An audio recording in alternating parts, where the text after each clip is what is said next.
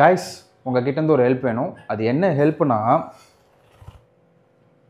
இவன் வேறு பறந்து வந்துட்டான். ஓகே, அது என்ன ஹெல்ப்னா, நம்ம வீட்டில் இந்த ஃப்ரிட்ஜ் ரொம்ப வருஷமாக ஓடிட்டு இருந்தது, இப்போ ரிப்பேர் ஆகிடுச்சு. ஸோ புது ஃப்ரிட்ஜ் வாங்கணும். அதுக்கு நீங்கள் தான் சஜஷன் கொடுக்க போகிறீங்க. ஒரு நல்ல ஃப்ரிட்ஜாக பார்த்து சஜஷன் கொடுங்க. இது கண்ட்ராவியாக ஆகிடுச்சு. 3 நாளாக ஒர்க் ஆகலை. 3 நாளாக ஃப்ரிட்ஜ் இல்லாமல் இருக்கும். ஸோ தோசை மாவெல்லாம் எதுவும் செஞ்சு வைக்க முடியல.